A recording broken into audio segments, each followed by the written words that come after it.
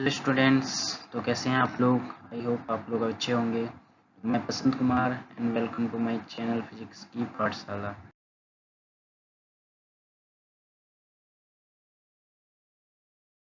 मैं इलेक्ट्रोस्टैटिक्स का lecture number 4।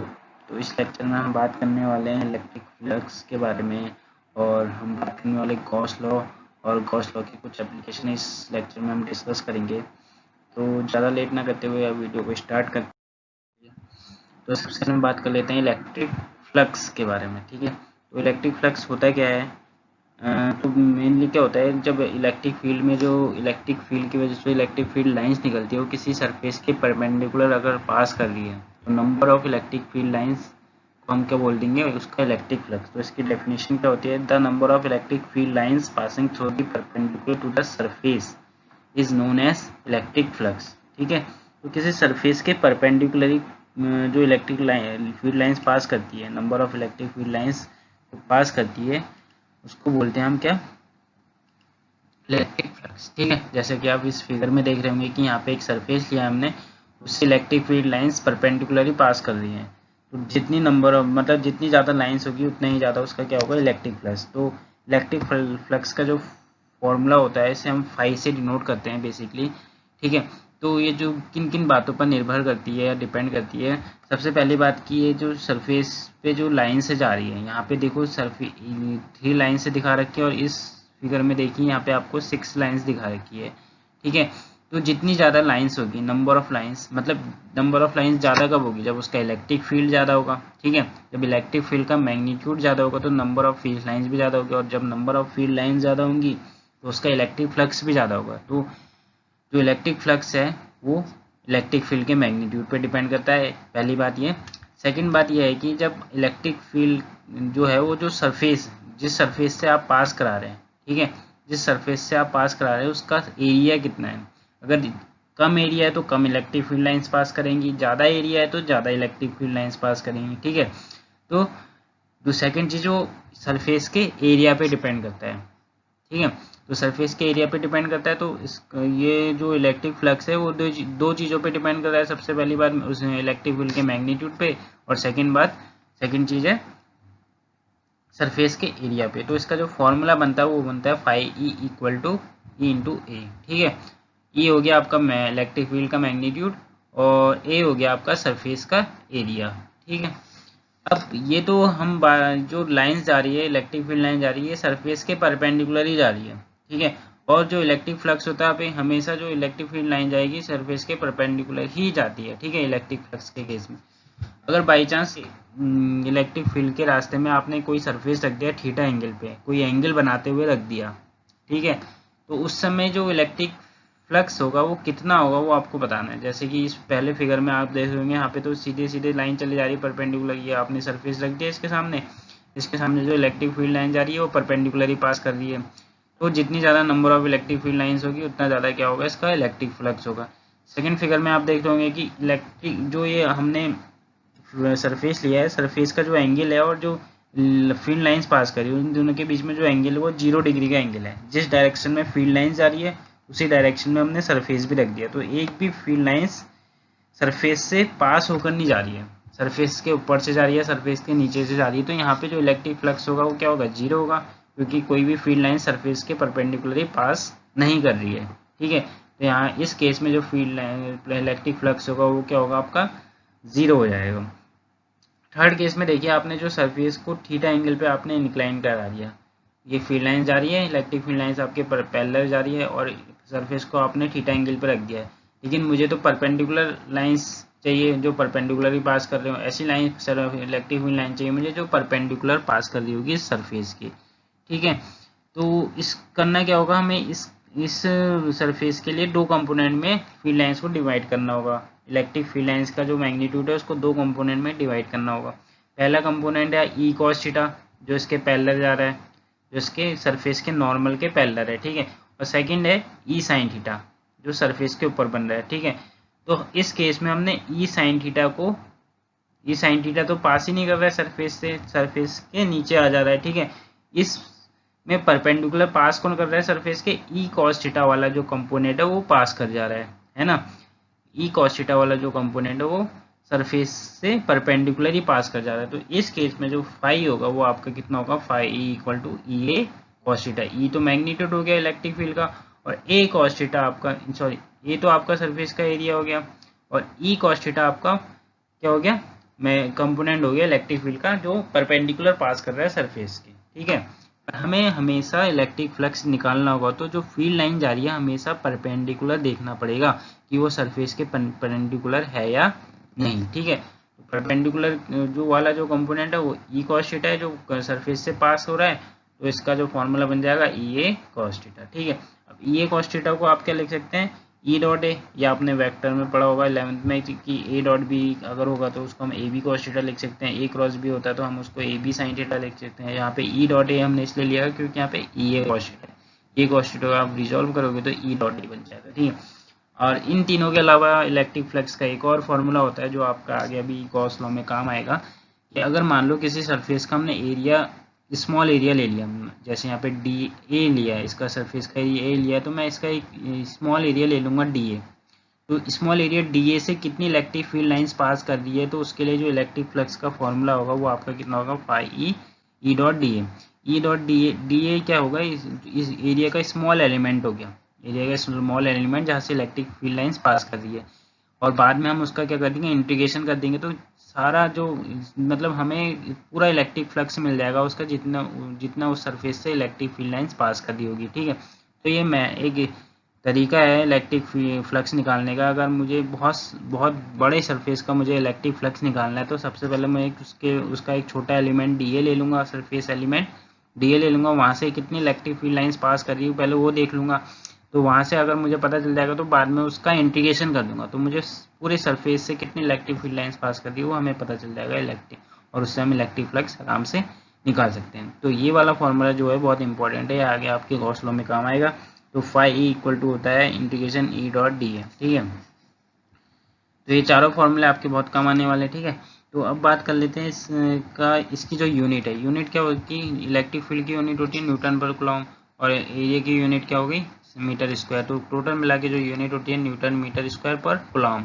ठीक है, तो जो इलेक्ट्रिक फ्लक्स की यूनिट है वो न्यूटन मीटर स्क्वायर पर कूलम होगी। ठीक है, और इसकी डायमेंशन की बात करते हैं, डायमेंशन आप कोई यूनिट पता है तो आप डायमेंशन आराम से निकाल सकते हैं। तो न्यूटन किसकी यूनिट होती है, फोर्स की, तो यहाँ फोर्स की डायमेंशन रख दो mlt-2, मीटर स्क्वायर के लिए एल स्क्वायर हो जाएगा, कूलम होता है चार्ज का यूनिट, तो चार्ज की जो डायमेंशन होती है वो 80 हो गया। तो आप इसको सॉल्व करोगे तो ml³ हो जाएगा, t-3 हो जाएगा और a-1 हो जाएगा। ठीक है, तो जो इलेक्ट्रिक फ्लक्स का जो डायमेंशन हो गया ml³ t-3 a-1। ठीक है,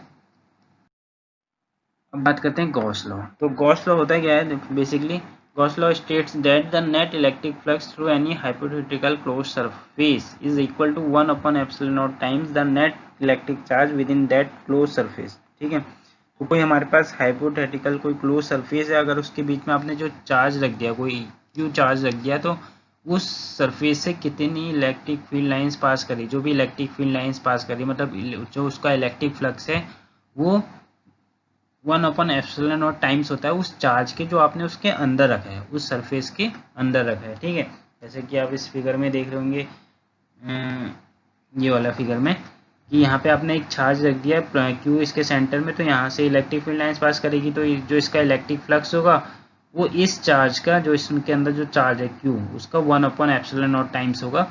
ये गॉस लॉ में बताता है। तो इसमें जो गॉस लॉ से हम इलेक्ट्रिक फ्लक्स निकालते हैं वो कितना होता है, क्यू अपॉन एप्सिलॉन नॉट। ठीक है, phi equal to E dot D होता है, अभी हमने पीछे बताया था। ठीक है, और जो इलेक्ट्रिक फ्लक्स से गॉस लॉ के अकॉर्डिंग कितना हो गया, Q into 1 upon epsilon not times होता है। ठीक है, जो आपका क्यू है इसके अंदर सरफेस के अंदर, और उसका इंटू कर दो 1 अपॉन एप्सिलॉन नॉट टाइम्स कर दो, तो क्यू अपॉन एप्सिलॉन नॉट हो जाएगा। ठीक है, तो अब इसका प्रूफ करके दिखाते हैं कि गॉस लॉ का जो प्रूफ है वो एग्जाम में पूछे जाते हैं अक्सर।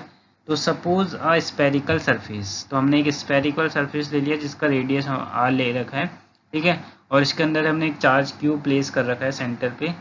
तो हमें बताना है कि कितना ना इलेक्ट्रिक फ्लक्स इससे होकर जा रहा है। तो सबसे पहले हम बात कर देते हैं कि यहाँ पे हमने एक स्मॉल एलिमेंट ले लिया डी ए। स्मॉल एलिमेंट क्या ले लिया हमने, यहाँ पे डी ए ले रखा है, और डी ए की जो डायरेक्शन होती है, हमेशा याद रखना बच्चों की, डी ए की जो डायरेक्शन होती है वो सरफेस के नॉर्मल के अकॉर्डिंग होती है, सरफेस के से हमेशा बाहर की ओर होती है, जो DA का जो डायरेक्शन होगा, ठीक है। और यहाँ पे हमने बीच में प्लस चार्ज रखा है, बीच में प्लस चार्ज रखा है, तो इलेक्ट्रिक फील्ड की डायरेक्शन क्या होगी, हमेशा प्लस से दूर की ओर होती है। तो इलेक्ट्रिक फील्ड की डायरेक्शन भी हमेशा कहाँ जा रही है, बाहर की ओर जा रही है, ठीक है। तो इलेक्ट्रिक फील्ड और DA के बीच में जो एंगल बनेगा, DA का डायरेक्शन भी बाहर की ओर है, हमेशा जो सरफेस का डायरेक्शन होगा, सरफेस एरिया का जो एलिमेंट का डायरेक्शन होगा, हमेशा कहाँ की ओर होगा, बाहर, सरफेस के बाहर की ओर होगा, ये याद रखना। और इलेक्ट्रिक फील्ड की डायरेक्शन बाहर की ओर क्यों है, क्योंकि हमने यहाँ पे पॉजिटिव चार्ज लगा है, तो जो इलेक्ट्रिक फील्ड है प्लस से हमेशा दूर जाता है। अगर यहाँ पे बाई चांस माइनस चार्ज होता है तो इलेक्ट्रिक फील्ड की डायरेक्शन कहाँ होगी, अंदर की ओर होती, ठीक है। तो इलेक्ट्रिक फील्ड और DA के बीच में जो एंगल बन रहा है, दोनों की सेम डायरेक्शन है, तो 0 डिग्री का एंगल बनेगा। तो यहाँ पे जो नेट इलेक्ट्रिक फ्लक्स हो जाएगा पासिंग थ्रू द सरफेस, वो कितना हो जाएगा, E.DA, ये तो हमें पता ही है, ठीक है। और E.DA को हम अगर डॉट हटाएंगे तो EDA cos थीटा हो जाएगा, और यहाँ पे थीटा कितना बन रहा है आपका, 0 डिग्री, क्योंकि दोनों की डायरेक्शन सेम है। तो cos 0 की वैल्यू आपकी होती है 1, cos 0 की वैल्यू आपकी क्या हो जाएगी, 1 हो जाएगी। फिर ये क्या बन जाएगा, EDA बन जाएगा। E की वैल्यू आपकी क्या होती है, आपको पता होगा, E इक्वल टू होता है 1/4πε0 Q/r²।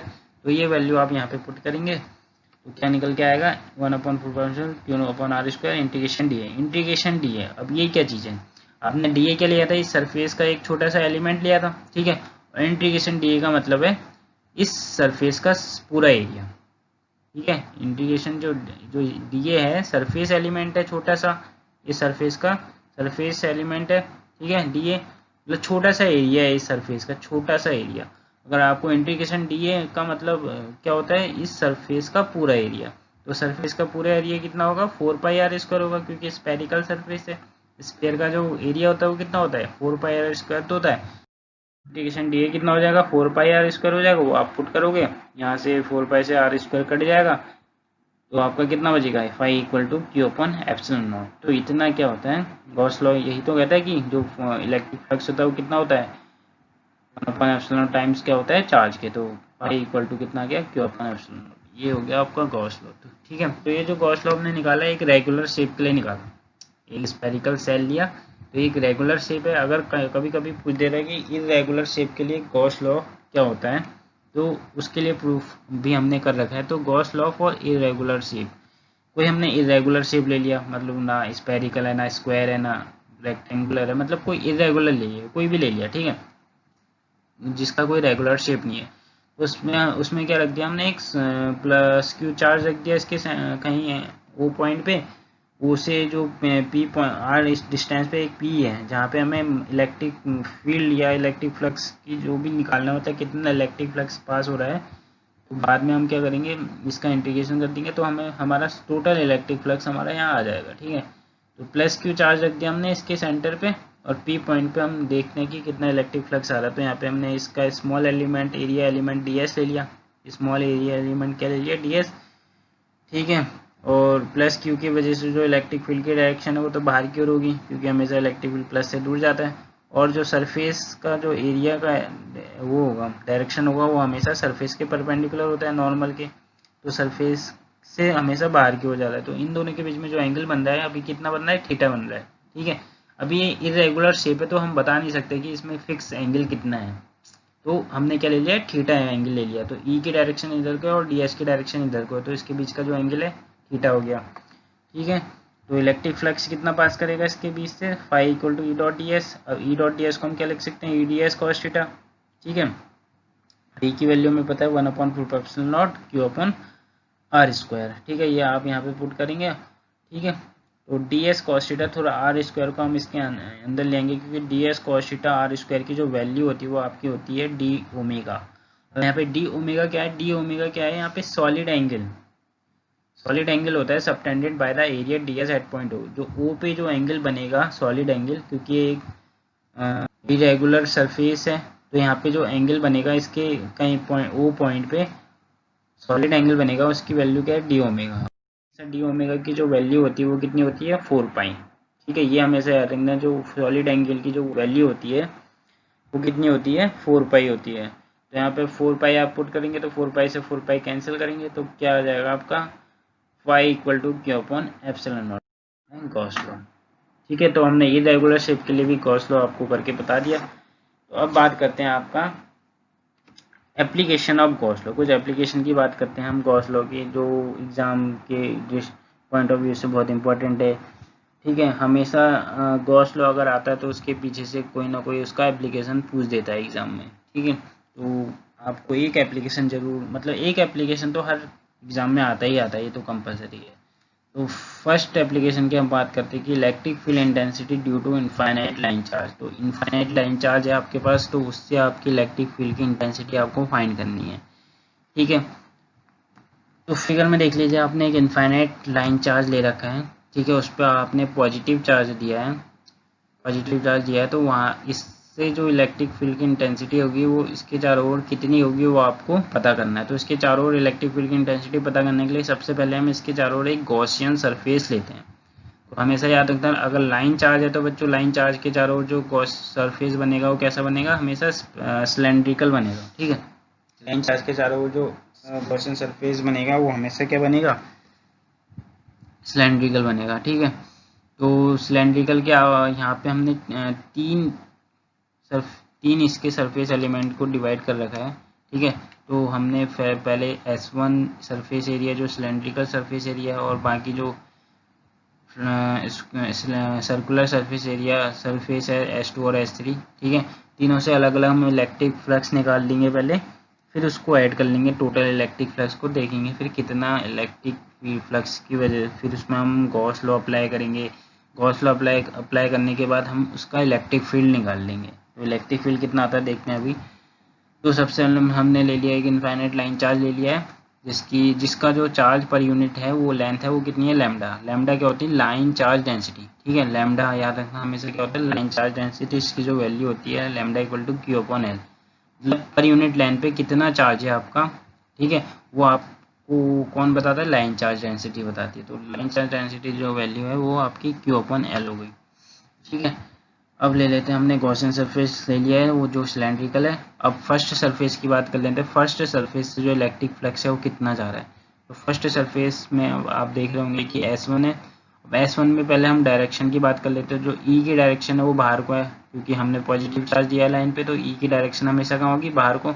और हमने कहा कि जो एरिया एलिमेंट की जो डायरेक्शन होती है वो परपेंडिकुलर होती है सरफेस के, तो हमेशा बाहर की ओर जाएगी।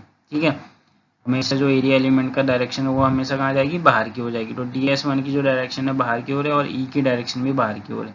तो दोनों की सेम डायरेक्शन है, तो दोनों के बीच में जो एंगल बनेगा वो 0 डिग्री का बनेगा। तो यहाँ पे थीटा कितना हो जाएगा आपका, 0 डिग्री। और cos 0 की वैल्यू आपकी क्या होती है, 1।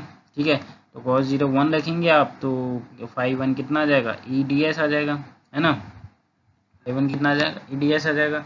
अब यहाँ पे आप DS निकालेंगे, DS क्या होता है, आपने छोटा सा एलिमेंट लिया था इस सरफेस पे। ठीक है, और इंटीग्रेशन ds का मतलब है इस सरफेस का पूरा एरिया। इस सरफेस का पूरा एरिया मतलब सिलेंड्रिकल का एरिया कितना होता है, 2πRh। पढ़ा होगा आपने 2πRh। तो आपके जो सिलेंड्रिकल का लेंथ है वो आपने L ले लिया। सिलेंड्रिकल का जो लेंथ है वो कितना ले लिया हमने, L ले लिया। तो जो सरफेस का एरिया आएगा वो कितना आएगा, 2πRL। ठीक है, सरफेस का जो टोटल एरिया कितना आएगा, 2πRL। ठीक है, तो ये फाई 1 हो गया, मतलब पहले सरफेस की वजह से जो इलेक्ट्रिक फ्लक्स है वो कितना आ रहा है, इतना आ रहा है।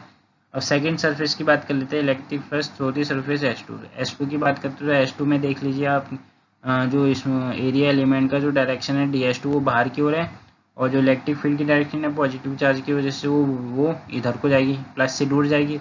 तो दोनों के बीच में एंगल कितना बन रहा है, 90 डिग्री का बन रहा है। तो यहाँ पे जो फ्लक्स आएगा वो कितना आएगा, अगर यहाँ पे E.ds को हम चेंज करेंगे ADS cos थीटा, यहाँ पे थीटा की वैल्यू कितनी है, 90 रखेंगे, तो cos 90 की वैल्यू क्या होती है, 0। cos 90 की वैल्यू, तो फाई 2 आपके कितना हो जाएगा, पूरा 0 हो जाएगा ना। जब आप cos 90 0 रखेंगे तो 0 से इसको मल्टीप्लाई करेंगे तो पूरा 0 हो जाएगा। तो फाई 2 हो गया आपका 0। अब बात कर लेते हैं थर्ड सरफेस। थर्ड सरफेस में भी आपको यही दिख रहा होगा कि जो DS3 की डायरेक्शन है वो बाहर की ओर है, और E की जो डायरेक्शन है वो भी प्लस की वजह से बाहर की ओर है। तो दोनों के बीच में जो एंगल बन रहा है DS3 और E के बीच में जो एंगल बनेगा वो कितना बनेगा, 90 डिग्री का बनेगा। तो इसका जो फ्लक्स होगा E.ds, यहाँ पे भी थीटा 90 रखेंगे आप, तो 90 क्या हो जाएगा, फाई 3 भी क्या हो जाएगा आपका, 0 हो जाएगा।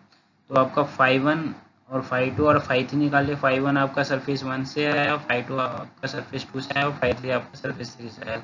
तो हमें टोटल इलेक्ट्रिक फ्लक्स निकालना है, तो तीनों को आप ऐड कर दोगे, φ1 + φ2 + φ3, ठीक है। तीनों का अगर ऐड करेंगे, ठीक है, बाकी तो 2 जीरो आ गए, तो एक यही आया φ1 E.2πr। यहाँ पे हम क्या लगाएंगे, गॉस लॉ लगा देंगे। गॉस लॉ क्या होता है, Q phi = Q/ε0। इसको हम पुट कर देंगे इस इक्वेशन में, फाई की जगह पे हम Q/ε0 रख देंगे, तो आपको इंटरफेस नजर आएगा, ये दिख रहा होगा, Q/ε0 = E.2πr। यहाँ से E की वैल्यू निकाल लो, ये पूरा का पूरा इसके नीचे चले जाएगा, तो Q/2πε0 RL आ जाएगा। अब Q/L क्या होता है, फिर हमने बताया था Q/L की वैल्यू क्या होती है, लैम्डा, जो क्या है, लाइन चार्ज डेंसिटी। Q/L की जगह आप लैम्डा रख दोगे, ठीक है, और थोड़ा इसको सिंप्लीफाई कर दो, E = 1/2πε0 λ/r। तो एक लाइन चार्ज की वजह से जो इलेक्ट्रिक फील्ड आता है, इनफाइनाइट लाइन चार्ज की वजह से जो इलेक्ट्रिक फील्ड आता है, वो आपका कितना आता है, E = 1/2πε0 λ/r, ठीक है। सेकेंड जो एप्लीकेशन है वो आपकी है electric field intensity due to any infinite charge sheet, ठीक है। अब हम एक चार्ज शीट ले लेंगे, जैसे कागज कॉपी का एक पन्ना है, वो एक शीट है, चार्ज शीट, उसमें हमने पॉजिटिव चार्ज डाल दिया, मतलब कागज के पन्ने पे पूरा हमने पॉजिटिव चार्ज फैला दिया, ठीक है। तो उसकी वजह से कितना इलेक्ट्रिक फील्ड आएगा वो हमें बताना है। तो इसके लिए भी हमें एक गॉसियन सरफेस मानेंगे, तो गॉसियन सरफेस हमने यहाँ भी एक सिलेंड्रिकल ले लिया, ठीक है। ये हमने एक चार्ज शीट लिया, चार्ज शीट पे हमने पॉजिटिव चार्ज दिया है, तो इसकी वजह से जो इलेक्ट्रिक फील्ड आएगा, इंटेंसिटी आएगी इलेक्ट्रिक फील्ड की, वो कितनी आएगी वो हमें बताना है टोटल। तो सबसे पहले हम इसको भी 3 सरफेस में डिवाइड कर लेते हैं। पहला सरफेस ये हो गया S1, सेकेंड सरफेस S2 हो गया, और थर्ड सरफेस ये हो गया S3, ठीक है। तो सरफेस लिया, तो सरफेस चार्ज डेंसिटी क्या होती है, सिग्मा, ठीक है। सिग्मा क्या होती है, चार्ज पर यूनिट एरिया, तो मतलब पर यूनिट एरिया पे कितना चार्ज है वो क्या बताता है आपको, सरफेस चार्ज डेंसिटी बताता है। तो सिग्मा = क्या हो गया आपका, Q/S। S क्या हो गया आपका, गॉसियन सरफेस का एरिया हो गया, ठीक है। तो S1 से कितना इलेक्ट्रिक फ्लक्स पास हो रहा है वो हम बताते हैं आपको, कि S1 पे देखिए इलेक्ट्रिक फील्ड की डायरेक्शन हमेशा मतलब इलेक्ट्रिक फील्ड की डायरेक्शन पॉजिटिव चार्ज है तो बाहर की ओर ही जाएगी, अंदर की ओर तो आएगी नहीं, क्योंकि इलेक्ट्रिक फील्ड क्या होता है, प्लस से हमेशा दूर जाता है। और DS की डायरेक्शन मैंने कहा कि जो एरिया एलिमेंट है हमेशा सरफेस के परपेंडिकुलर, मतलब बाहर की ओर जाएगा DS।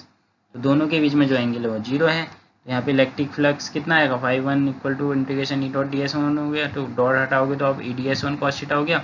यहाँ पे थीटा कितना बन रहा है, यहाँ पे S1 सरफेस पे 0 डिग्री का थीटा बन रहा है, तो 0 डिग्री आप रखेंगे तो यहाँ पे EDS1 आ जाएगा, ठीक है। अब DS जो सरफेस एरिया वो का जो टोटल एरिया लिया हमने, कितना ले लिया, S ले लिया, तो इंटीग्रेशन DS कितना हो जाएगा हमारे पास, S हो जाएगा। तो इंटीग्रेशन DS कितना हो जाएगा, S। DS है हमारे पास एक छोटा सा एरिया एलिमेंट है, ठीक है। सरफेस का जो भी एरिया होगा, जो हमने गॉसियन सरफेस लिया, हमने जो टोटल एरिया माना था इस गॉसियन सरफेस का, वो मान लिया हमने S, ठीक है। तो हमने एक छोटा सा एरिया लिया था DS, छोटा सा एरिया DS लिया था, तो इंटीग्रेशन DS का मतलब है सरफेस का पूरा एरिया, सरफेस का पूरा एरिया कितना हो जाएगा, S हो जाएगा, ठीक है। S हमने मान रखा है, ठीक है। सेकेंड सरफेस से जो इलेक्ट्रिक फ्लक्स आएगा, सेकेंड सरफेस पे भी आपको सेम यही इंटरफेस नजर आ रहा होगा जो आपको फर्स्ट सरफेस पे आया था, सेम यहीं पे जो E की डायरेक्शन है बाहर की ओर है, और DS की डायरेक्शन भी उसके बाहर की ओर, दोनों सेम डायरेक्शन में, तो यहाँ पे भी 0 डिग्री का एंगल बनेगा। तो सिमिलरली जो आपका फर्स्ट केस में जो φ1 आया वो φ2 भी उतना ही आएगा, E.S। सेकेंड केस में भी φ2 उतना आएगा। अब हम थर्ड सरफेस की बात कर लेते हैं। थर्ड सरफेस में आपको दिख रहा होगा जो DS है हमेशा तो ऊपर परपेंडिकुलर नॉर्मल की तरफ जाएगा, ठीक है। तो DS की डायरेक्शन ऊपर को है, और जो प्लस चार्ज जो इलेक्ट्रिक फील्ड है देखो बाहर की ओर जा रहा है ना, यहाँ पे हमने पॉजिटिव चार्ज दिया है इस चार्ज इस सीट पे, तो जो इलेक्ट्रिक फील्ड की डायरेक्शन है वो देखो बाहर की ओर जा रही है ना। तो दोनों के बीच में एंगल कितना बन गया, अब यहाँ पे 90 का एंगल बन गया। तो 90 का एंगल बन गया, तो cos 90 कितना होता है पता ही होगा, cos 90 0 होता है, तो φ3 आपका कितना आ जाएगा, यहाँ पे 0 आ जाएगा, ठीक है। φ3 आपका 0 आ गया।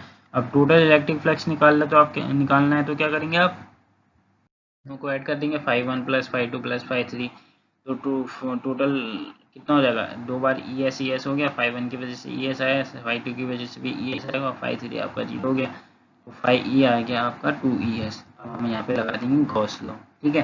तो गॉस लॉ क्या होता है, φ = Q/ε0, ये वैल्यू का आप यहाँ पे पुट करेंगे φ की जगह पे, तो आपको क्या नजर आएगा, Q/ε0 = 2ES। यहाँ पे आप E निकाल लीजिए, E कितना आ जाएगा, E = 2 Q/2ε0 SQ, Q upon S की वैल्यू क्या होती है, अभी हमने बताया था क्यू अपन एस क्या होता है, चार्ज पर यूनिट एरिया क्या होता है, surface charge density sigma, sigma equal to Q upon S होता है, तो क्यू अपन एस की जगह आप सिग्मा पुट कर देंगे तो ई इक्वल टू हो जाएगा आपका क्यू अपन 2 एप्सिलॉन नॉट। तो ये हो गया आप इनफाइनाइटली चार्ज शीट की वजह से, चार्ज शीट की वजह से जो इलेक्ट्रिक फील्ड आता है वो कितना आता है, equal to sigma upon 2 epsilon naught, where sigma is surface charge density.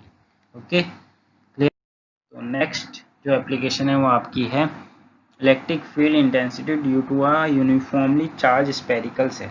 जो आपको फर्स्ट एंड सेकंड जो एप्लीकेशन कराई वही ज़्यादा इंपॉर्टेंट है एग्जाम की पॉइंट ऑफ व्यू से, और ये वाला भी थोड़ा थोड़ा इंपॉर्टेंट है, मतलब कभी कभी आ जाता है ये वाला भी, तो मतलब इसको ऐसा नहीं कि छोड़ दीजिए आप, इसको भी पढ़ना पड़ेगा आपको।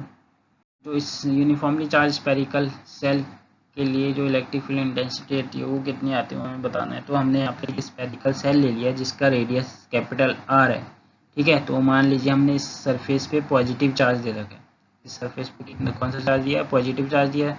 तो सबसे पहले इस यहाँ पे हमें तीन केसेस निकालने पड़ेंगे। सबसे पहले हम इस स्पेरिकल सेल के बाहर कितना इलेक्ट्रिक फील्ड आ रहा है वो देखेंगे, ठीक है, इसके बाहर कितना इलेक्ट्रिक फील्ड आ रहा है, और इस सरफेस के ऊपर कितना इलेक्ट्रिक फील्ड है और सरफेस के अंदर कितना इलेक्ट्रिक फील्ड है। तो तीन भागों में हमने इसको डिवाइड कर दिया है, तीन पार्ट में हमने डिवाइड कर दिया है। पहला पार्ट है कि हम सरफेस के बाहर देखेंगे कितना इलेक्ट्रिक फील्ड आ रहा है, ठीक है, सरफेस के बाहर पहले गॉसियन सरफेस ले लेंगे, फिर इस सरफेस पर ही देखेंगे कितना इलेक्ट्रिक फील्ड आ रहा है, फिर इस सरफेस के अंदर देखेंगे, ठीक है।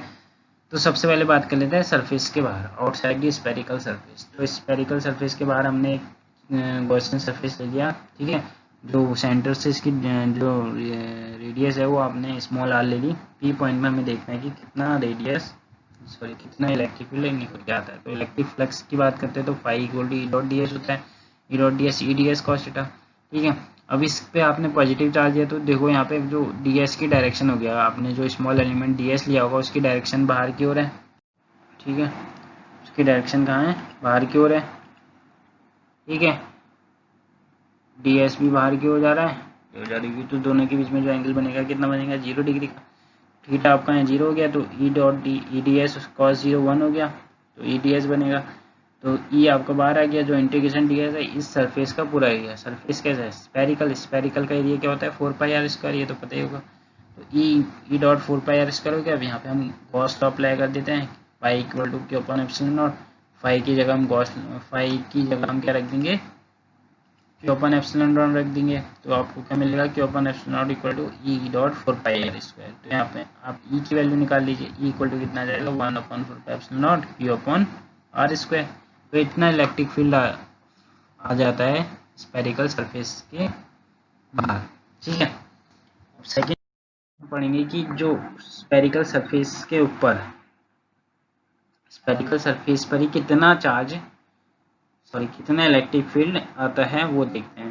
तो इलेक्ट्रिक फ्लक्स कितना होगा, phi equal to integration E dot D S cos theta हो जाएगा, यहाँ पे भी थीटा इक्वल टू 0 बन जाएगा, ठीक है, सेम वही हो जाएगा। बस यहाँ पे आर जो है, यहाँ पे स्मॉल आर लिया था, यहाँ पे जो रेडियस है वो यहाँ तक की डिस्टेंस होगी ना खाली, तो जो स्मॉल आर है वो कैपिटल आर के इक्वल हो जाएगा, ठीक है। तो यहाँ पे जो इलेक्ट्रिक फील्ड निकल के आएगा आपका कितना आ जाएगा, equal to 1 upon 4 pi epsilon naught Q upon R square. बस कैपिटल आ जाएगा क्योंकि रेडियस का तो चेंज आ रहा है, बाकी सब कुछ तो वैसे ही इंटरफेस लगेगा, तो आपने पहले केस में लगाया, ठीक है। तो यहाँ पे जो स्मॉल आर है वो आप कैपिटल आर से रिप्लेस कर दिए, जो इलेक्ट्रिक फील्ड निकल के आएगा वो सरफेस के ऊपर कितना इलेक्ट्रिक फील्ड है वो आपको पता चल जाएगा, ठीक है। नेक्स्ट है आपका इनसाइड है स्पेरिकल सरफेस, ठीक है। इसमें क्या होता है, जब आपने जो चार्ज लिया है, ठीक है, चार्ज क्या आपका सरफेस के ऊपर है, जो ये पॉजिटिव चार्ज है वो क्या है आपका सरफेस के ऊपर है। तो हमें सरफेस के अंदर इलेक्ट्रिक फील्ड निकालना है। तो सरफेस के अंदर हम एक गॉसियन पृष्ठ मान लेते हैं जिसकी रेडियस क्या है आर है, और सेंटर से जो पी की डिस्टेंस है वो स्मॉलर है, पी पे आपको देखना है कि इलेक्ट्रिक फील्ड कितना है। तो बच्चों ये जो चार्ज है वो आपका सरफेस के ऊपर है, ठीक है। तो सरफेस के अंदर तो आपको कोई चार्ज अवेलेबल ही नहीं है, तो सरफेस के अंदर चार्ज कितना हो जाएगा आपका 0, ठीक है। तो सरफेस के अंदर चार्ज 0 हो जाएगा, तो आप गॉस लॉ लगाएंगे। गॉस लॉ क्या होता है, phi equal to Q upon epsilon naught. तो क्यू आपका क्या हो गया 0 हो गया, क्यू तो 0 हो गया, ठीक है। क्यू 0 हो गया तो फाई भी आपका कितना हो जाएगा 0 हो जाएगा, ठीक है। और जब फाई आपका 0 हो गया तो फाई आपको इस इक्वेशन में आप जब पुट करेंगे phi equal to E dot 4πr², तो यहाँ पे फाई आप 0 पुट करेंगे तो ई कितना आ जाएगा, ई भी तो 0 आ जाएगा। यहाँ पे इलेक्ट्रिक फील्ड कितना होता है सरफेस के अंदर, 0 होता है। ठीक है, तो किसी भी कंडक्टर के अंदर जो इलेक्ट्रिक फील्ड होता है वो क्या होता है आपका 0 होता है। ठीक है, नेक्स्ट जो एप्लीकेशन है वो electric field intensity inside and outside of positively and negatively charge plate sheet. ठीक है, प्लेट शीट की वजह से कितना इलेक्ट्रिक फील्ड जनरेट हो रहा है। ठीक है, दो चार्ज प्लेट ले लिया हमने, दो चार्ज प्लेट ले लिया, एक पे पॉजिटिव चार्ज है और एक पे नेगेटिव चार्ज है, दोनों की वजह से कितना इलेक्ट्रिक फील्ड जनरेट होगा इसके आसपास वो हमें बताना है। ठीक है, तो एक पहले वाले प्लेट चार्ज की जो सरफेस चार्ज डेंसिटी वो सिग्मा 1 हो गई, सेकंड वाले चार्ज की जो सरफेस चार्ज डेंसिटी है वो सिग्मा 2 हो गई। ठीक है, तो सरफेस चार्ज मतलब जो प्लेट शीट है, चार्ज प्लेट शीट की वजह से जो इलेक्ट्रिक फील्ड होता है वो कितना होता है सिग्मा अपॉन 2 एप्सिलॉन नॉट। ये भी हमने थोड़ी देर पहले ही निकाल रखा है। ठीक है, सेकेंड एप्लीकेशन में गॉस लॉ की, तो उस वहाँ पे जो इलेक्ट्रिक फील्ड कितना आ रहा था सिग्मा अपॉन 2 एप्सिलॉन नॉट हो रहा था। ठीक है, और सिग्मा क्या है यहाँ पे क्यू अपॉन ए, सिग्मा क्या होता है सरफेस चार्ज डेंसिटी। और जो E1 है यहाँ पे इस फिगर में आप E1 देख रहे होंगे, E1 है वो जो प्लेट 1 की वजह से इलेक्ट्रिक फील्ड है, और E2 है जो वो प्लेट 2 की वजह से इलेक्ट्रिक फील्ड है। ठीक है, तो इनकी जो वैल्यू है electric field intensity due to plate 1 E1 कितना हो जाएगा सिग्मा 1 अपॉन 2 एप्सिलॉन नॉट हो जाएगा। ठीक है, तो इसकी सरफेस चार्ज डेंसिटी क्या है सिग्मा 1 हो गई, और प्लेट 2 की वजह से जो इलेक्ट्रिक फील्ड इंटेंसिटी वो कितना हो जाएगा सिग्मा 2 अपॉन 2 एप्सिलॉन नॉट, क्योंकि इसकी जो सरफेस चार्ज डेंसिटी है सेकंड वाली प्लेट की सिग्मा 2 होगी। तो इलेक्ट्रिक फील्ड निकालना में पी पॉइंट पे टोटल इलेक्ट्रिक फील्ड कितना आ रहा है वो देख लेते हैं। तो पहले हम बात करते हैं इसके डायरेक्शन की बात करें तो जो E1 है, E1 प्लेट 1 की वजह से इलेक्ट्रिक फील्ड है, प्लेट 1 पे कौन सा चार्ज है पॉजिटिव चार्ज है, पॉजिटिव चार्ज है तो प्लेट 1 जो इलेक्ट्रिक फील्ड होगा वो हमेशा प्लस से कहाँ जाता है दूर, तो E1 की डायरेक्शन क्या होगी प्लस से दूर हो जाएगी। जो E2 है वो प्लेट 2 की वजह से इलेक्ट्रिक फील्ड है। ठीक है, तो प्लेट 2 की वजह से जो इलेक्ट्रिक फील्ड है वो E2 हो गया, तो प्लेट 2 पे कौन सा चार्ज है माइनस चार्ज है, तो प्लेट जो इलेक्ट्रिक फील्ड होता है वो हमेशा माइनस चार्ज की डायरेक्शन में ही जाता है। ठीक है, तो E1 और E2 की डायरेक्शन आप देख रहे होंगे पी पॉइंट पे दोनों सेम डायरेक्शन में। ठीक है, E1 जो है इस प्लेट की वजह से इलेक्ट्रिक फील्ड, इस प्लेट पे कौन सा चार्ज है पॉजिटिव चार्ज, तो E1 की डायरेक्शन प्लस से दूर।